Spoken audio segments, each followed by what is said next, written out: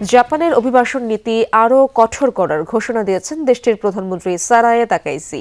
এরই মাঝে আসন্ন বছরগুলোতে ভিসা রিনিউ ফি ৬,০০০ থেকে বাড়িয়ে ৪০,০০০ ইয়েন করার পরিকল্পনা নেওয়া হয়েছে। এতে দেশটিতে বসবাসরত প্রবাসী বাংলাদেশিদের মাঝে ছড়িয়ে পড়েছে আতঙ্ক।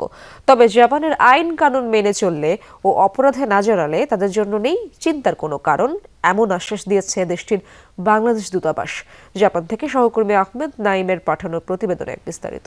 নতুন ব্লেন্ডে আরো রিচ অ্যারোমায় সেলন ফ্যামিলি ব্লেন্ড টে। জাপানে বসবাস প্রায় ৪০ লাখ অভিবাসীর। ক্ষমতায় আসার পরপরই দেশটির অভিবাসন নীতিতে কড়াকড়ি আরোপের ইঙ্গিত দেন জাপানের নবনির্বাচিত প্রধানমন্ত্রী সানায়ে তাকাইচি। গেল ৩ বছরে জাপানে প্রবাসী বাংলাদেশিদের সংখ্যা বেড়ে হয়েছে দ্বিগুণ। বর্তমানে দেশটিতে বসবাস করছেন প্রায় ৪০,০০০ বাংলাদেশি। সরকারের নতুন সিদ্ধান্তে তাদের মাঝে ছড়িয়ে পড়েছে উৎকণ্ঠা।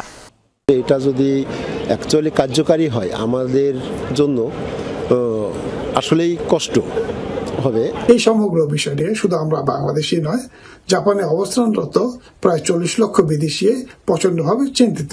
তবে জাপানের আইন কানুন ও সংস্কৃতির প্রতি শ্রদ্ধাশীল হলে দুশ্চিন্তার কোনো কারণ নেই বলে আশ্বস্ত করেছে দেশটির বাংলাদেশ দূতাবাস। তাদের বক্তব্য হচ্ছে যারা জাপানে বসবাস করবে তারা যেন জাপানের নিয়ম কানুন মেনে চলে। যদি নিয়ম কানুন কালচার এই বিষয়গুলো মেনে চলে তাদের জন্য ভয়ের কোনো কারণ নেই। জাপানে আসার পরে জাপানিজ ভাষার পাশাপাশি আমরা আমাদের কালচার শিখে আসতে হবে এবং এখানে আসার পরে সেটি যথাযথভাবে চর্চা করতে হবে। তবে দেশটির রাজনীতিবিদরা বলছেন জাপানে সুনাম রয়েছে বাংলাদেশিদের, তাদের অপরাধের মাত্রা খুব কম, তাই বাংলাদেশিদের ওপর পড়বে না এসব নীতির কঠোর প্রভাব। আমি বিশ্বাস করি বাংলাদেশি বা দক্ষিণ পূর্ব এশিয়ার মানুষ জাপানি আইন লঙ্ঘন করবে না। তাই জাপান ও বাংলাদেশের মধ্যে আরও বন্ধুত্বপূর্ণ সম্পর্ক উন্নয়নের জন্য একসাথে কাজ করতে এলডিপি এবং প্রধানমন্ত্রী তাকাইচির প্রতি আহ্বান জানাচ্ছে। জাপান আর বাংলাদেশ বন্ধু, দুই দেশের পতাকারও খুব মিল। বাংলাদেশি আর জাপানিদের মধ্যে ভালো বন্ধুত্ব হতে পারে। উভয় দেশের নাগরিকদের পরস্পরের মধ্যে আস্থা এবং বিশ্বাস স্থাপন করা উচিত।